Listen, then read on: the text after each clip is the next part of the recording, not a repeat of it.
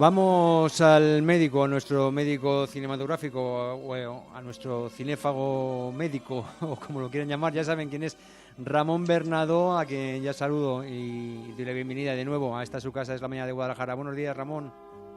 Buenos días, José Luis. Nada, encantado de estar aquí una semana más.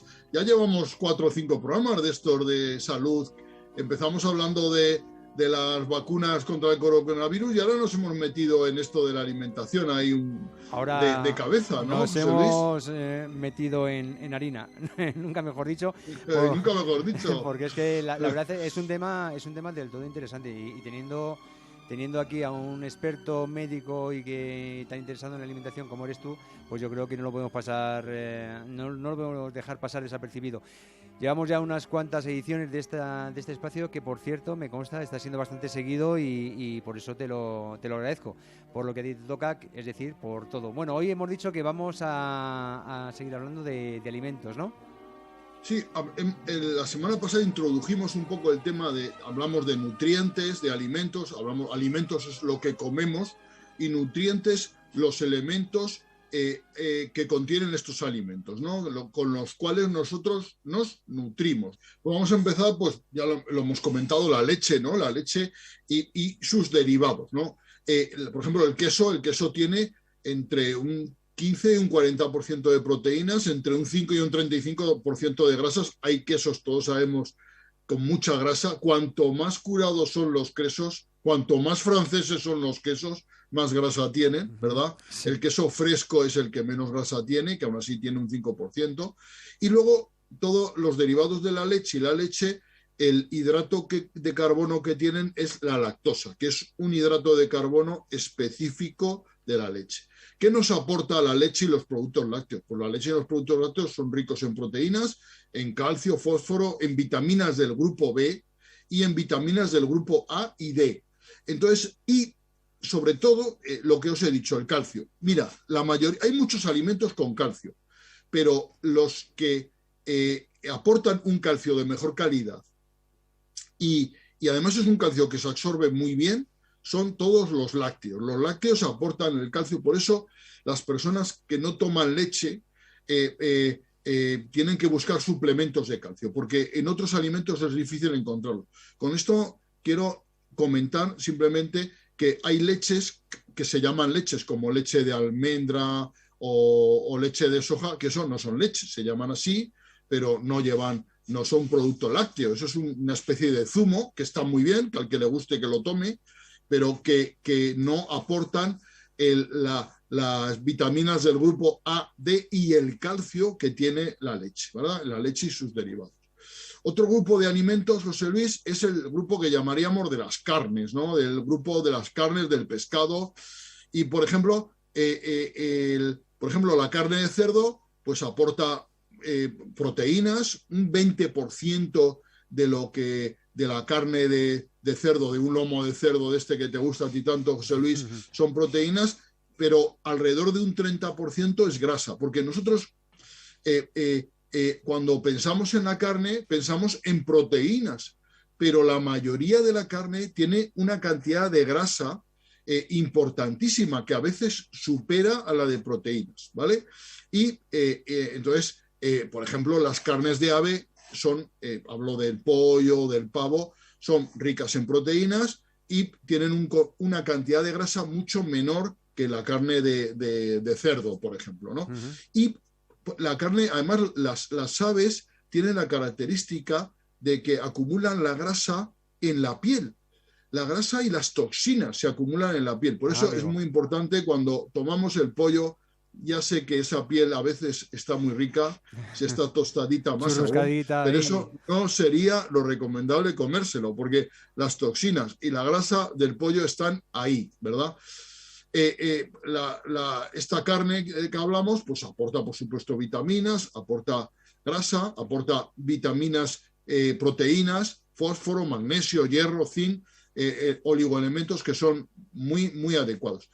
Por ejemplo, el pescado del blanco al azul hay mucha diferencia. Los pescados blancos prácticamente no tienen grasa, entre un 1 y un 2% de grasa solamente y hasta un 23-25% de proteínas.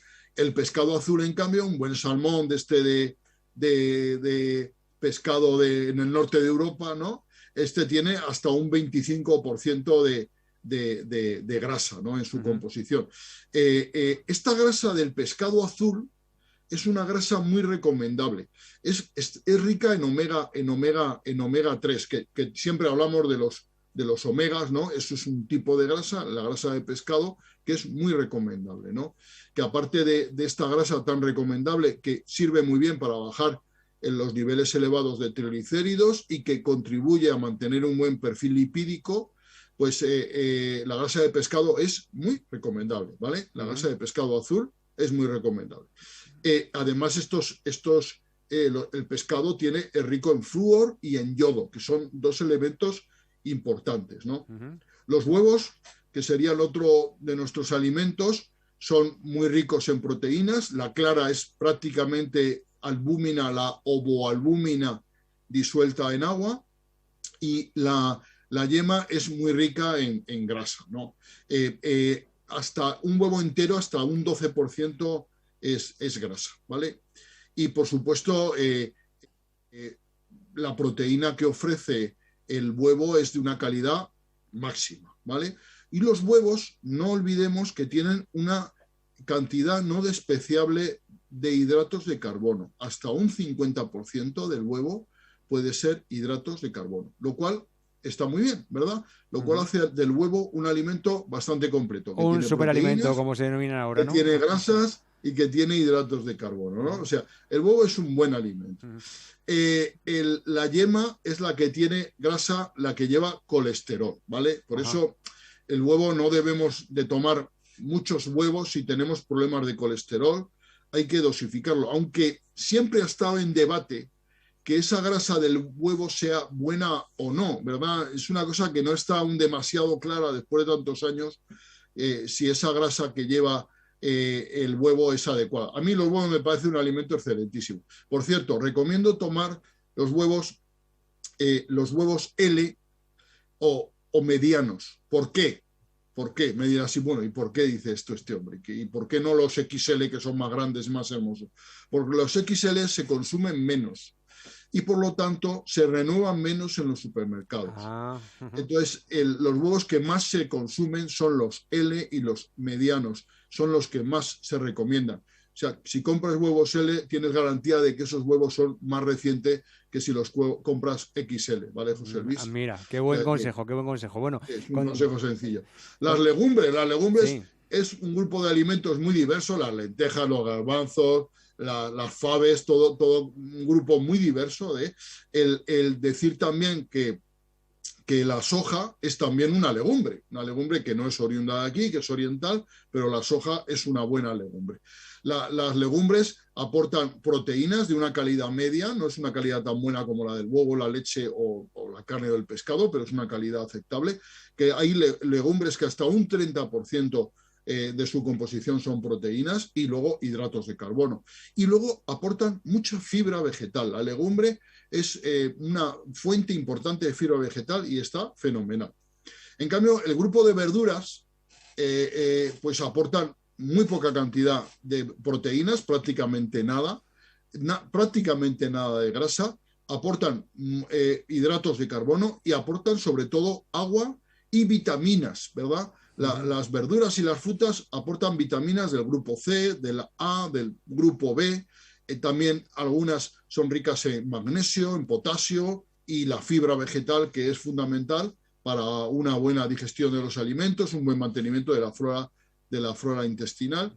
Las frutas, junto con las verduras, tienen una composición parecida. Las frutas, hay alguna fruta más rica en hidratos de carbono que otra. Por ejemplo, el plátano es una fuente de almidón importante, cuando hay otras frutas que solamente tienen fructosa, y eso tiene interés sobre todo en diabéticos a la hora de absorción de los hidratos de carbono, que sea más o menos rápida. Las harinas y el pan, que ocupan una parte cada vez menos importante en nuestra dieta, pues tienen hasta un 10, un 15% de proteínas, una cantidad muy pequeña de grasa, la mayoría son hidratos de carbono, y aportan fibra, vitamina B6, calcio y magnesio. Y luego los cereales como el arroz, la pasta alimenticia, ¿verdad? Todo esto, pues bueno, pues algún otro cereal que ahora siempre se empieza a introducir en nuestra dieta, pues aportan una cantidad, como veíamos, de 8 o 10% de proteínas, muy poca grasa y muchos hidratos de carbono. Para que una dieta, José Luis, sea equilibrada, tiene que tener de todo. La buena dieta es la dieta variada. El que me dice, no, que te diga yo, tal alimento es buenísimo. Sí, los huevos, por ejemplo, a mí es un alimento que me parece extraordinariamente bueno. Pero si te alimentas vivir exclusivamente solo de de huevos no es bueno, claro. ¿me explico? O sea, los huevos deben formar parte de una dieta variada. Y nuestra dieta, cuanto más variada, mejor. Cuanto más intercambiemos alimentos, mejor. Nos puede gustar mucho, yo qué sé, el salmón. Pues bien, está bien comer salmón, pero salmón todos los días a todas horas no es bueno comer, ¿verdad? Entonces, los pescados, esto te voy a dar también un truco, los pescados pequeños, que son los pescados que generalmente se pescan relativamente jóvenes, tienen menos, han acumulado, porque han vivido menos, ¿no? Han acumulado menos metales pesados que los pescados grandes. Por ejemplo, el atún rojo, un atún grande y tal, que ha vivido ya unos cuantos años, posiblemente acumule bastantes metales pesados en su cuerpo. Por lo tanto, ¿está bien comer atún? Sí, pero no está bien comer atún todos los días a todas horas, porque podemos, diríamos, aumentar en nuestro organismo ese elemento, ¿no? En cambio, otros peces que pescamos más pequeños, además hay una cosa demostrada, que si los peces pequeños los consumes pequeños, hablo de la sardina, del boquerón, etcétera, pues estos peces, los bancos de peces se reproducen al ser disminuidos con la pesca, ¿no? O sea que, y son una muy buena fuente de proteínas, y generalmente la cantidad de elementos tóxicos que llevan estos peces de pequeño tamaño es muy pequeña. En fin, pues... Pregúntame algún alimento, José Luis, juguemos un poco, si te parece, porque... tenemos tiempo. Claro, pregúntame algún alimento y yo te cuento sus propiedades nutritivas. Es que hoy dentro de mis posibilidades. Con el fondo que me has puesto hoy para ser las horas que son, pues chico, esto es maltratarme. Admítelo, pero en fin, ideas no... Bueno, era un poco provocador, ¿no? Ideas no me faltan, y me estoy fijando, por ejemplo, claro, tienes detrás del cogote unos mejillones a la marinera que tiene una pinta excelente. Vamos a ver, por poner un ejemplo, ¿qué nos aportan unos mejillones a la marinera? Pues mira, los mejillones es un alimento estupendo. Los mejillones formarían parte del grupo que llamamos genéricamente mariscos. Tienen una cantidad importante de proteínas, tienen una cantidad de grasa aceptable, y que es una grasa de buena calidad, no es una grasa mala. Generalmente los alimentos del mar aportan todos una grasa de buena calidad, y los mejillones además son ricos en hierro. Entonces, para estas personas, sobre todo chicas jóvenes que debido a la regla tienen anemia o tienen ferropenia, tienen niveles bajitos de hierro, tomar mejillones un par de veces por semana es una dieta estupenda, es un complemento a la dieta magnífico. Los mejillones son un magnífico alimento, yo lo recomiendo mucho. Y un manjar, por supuesto, es un alimento exquisito. Una maravilla, ¿no? Y muy barato. Los mejillones además es posiblemente el marisco más barato, ¿no? O sea, que es que... Luego, y no olvidemos que es marisco. Bueno, pero vamos allá un poquito más al entorno más cercano, porque estoy viendo ahí una tortilla de patata que tiene ahí una pintorra tremenda. Es un alimento magnífico y que yo creo que todos consumimos por lo menos una vez por semana. ¿Qué nos aporta? Pues una tortilla de patata como esa que tienes al lado. La tortilla de patata, a mí, bueno, yo soy un fan incondicional de la tortilla de patata. La tortilla de patata es un alimento, uno de los grandes inventos de la humanidad, a mi modo de ver, la tortilla de patata. Y además es un alimento que incorpora elementos tan tradicionales como el huevo y el aceite. Si es aceite de oliva, muchísimo mejor, porque el aceite de oliva es el aceite que debemos nosotros de consumir, primero porque lo producimos en muy buena calidad, y segundo porque es un aceite muy sano, es uno de los pocos aceites que consigue elevar algo el colesterol bueno y mantiene a raya el colesterol malo. Entonces, la tortilla de patata es huevo, aceite y patata. La patata, que es un alimento que a veces no se tiene en buena consideración, la patata posee una buena cantidad de hidratos de carbono, lleva una cantidad aceptable de agua y es la patata rica en vitamina C. De hecho, en determinados países del norte de Europa, el mayor aporte de vitamina C se obtiene de la patata, porque los cítricos son poco frecuentes y a veces muy caros, ¿no? Y la patata aporta buenas cantidades de vitamina C. ¿Qué defecto le podemos sacar a la patata? A la tortilla de patata, ninguno. La tortilla de patata no tiene defectos. No tiene defectos. Entonces, la tortilla de patata... hay quien cocina tortilla de patata con poco aceite, me parece muy recomendable. El aceite en la tortilla de patata ha de medirse porque es el elemento que aporta más calorías. La patata, en contra de lo que se dice, no aporta muchas calorías, no es un elemento muy calórico porque la patata tiene un contenido alto en agua y es hidratos de carbono, pequeñas cantidades de proteínas y sí que aporta otros nutrientes como vitamina C. Entonces, es una combinación perfecta. La tortilla de patata es el alimento completo. O sea, una persona que tome tortilla de patata en una comida está tomando prácticamente de todos los grupos de alimentos, ¿verdad? Está tomando hidratos de carbono, proteínas, lípidos, está tomando vitaminas, minerales, o sea, es un alimento estupendo la tortilla de patata. Desde si luego, haces tortilla de patata, la añades cebolla o pimiento que la enriquece, entonces estás tomando también fibra vegetal. O sea que fíjate tú qué defensa estoy haciendo de la tortilla de patata, José Luis. Y bueno, ya para terminar, porque no nos queda tiempo por más, te voy a preguntar por otro plato. Bueno, te voy a dar a elegir, porque digo, a ver, alguno que sea complicado aquí, porque el doctor Bernardo podrá con ello. No está pensando yo en el potaje de Cuaresma o en la paella, pero elige tú, dinos, ¿qué nos puede aportar uno de estos dos platos desde este análisis tan curioso que estás haciendo, pero que tantas cosas nos está aclarando? La paella puede ser de muchas cosas, ¿no? Pensemos en una paella de pescado y de marisco, ¿no? Pues, por supuesto, el arroz. El arroz es un cereal que es muy nutritivo, es un cereal magnífico, con muy buenas propiedades nutritivas y que es muy calórico, tiene bastante calorías, y si tú haces una paella de pescado, pues estás aportando proteínas con el pescado, estás aportando yodo, por ejemplo, con el pescado, y el arroz es un magnífico alimento. Ese arroz que le puedes poner verduras y que además le pones pescado, ya ves que si añades verduras a los alimentos, enriqueces mucho sus propiedades, porque estás aportando fibra vegetal, que en este caso la paella no tendría, y por ejemplo, una paella así de esta manera es estupenda, ¿no? Y el otro plato que me decías, ¿cuál era? El potaje, por ejemplo. Un potaje de verduras y tal. Sí, hombre, con sus espinaquitas, con su claro, calamar, con su garbanzo, su patata y tal. Bueno, pues ¿qué puedo hablar de eso sino bien, José Luis? No puedo hablar más de bien. Estas combinaciones que están muy introducidas en la gastronomía española, de combinar diferentes alimentos, ¿no? Nosotros combinamos diferentes alimentos para crear una comida bastante completa. Ese potaje que me estás diciendo con verduras, con patata, con pescado, pues ¿qué podemos esperar? Eso es bacalao, ay, qué rico, qué rico, qué rico. Hombre, afortunadamente por situación geográfica y supongo que por herencia cultural, la cocina de nuestro país, la cocina mediterránea, combina muchísimos aspectos diferentes.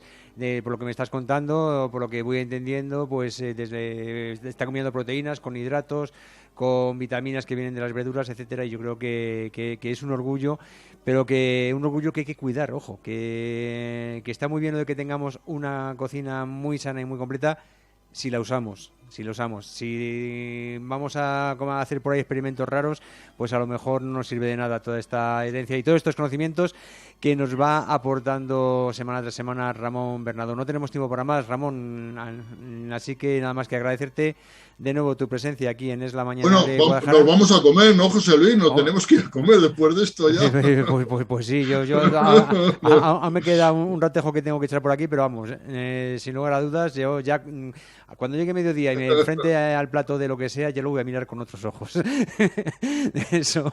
Mira, la semana que viene, si te parece, José Luis, hablamos del colesterol, que ya sabes que es un tema candente siempre, y hablamos de trucos para comer fuera de casa, para comer sano fuera de casa. Porque hay mucha gente que come fuera de casa, que se ve obligado por su trabajo o por sus estudios a comer fuera de casa, pues darle unas pequeñas indicaciones para que coma lo más sano, aprovechando los menús del día, ¿no? Los menús del día que nos ofrecen nuestros restaurantes, que suele haber buenas selecciones. ¿Te parece, José Luis? Me parece fantástico. Muchísimas gracias, Ramón Bernardo, y hablamos mañana de cine, pero la semana que viene de estos trucos para comer fuera de casa y comer sano. Gracias, Ramón Bernardo, y hasta mañana. Hasta mañana, que aproveche.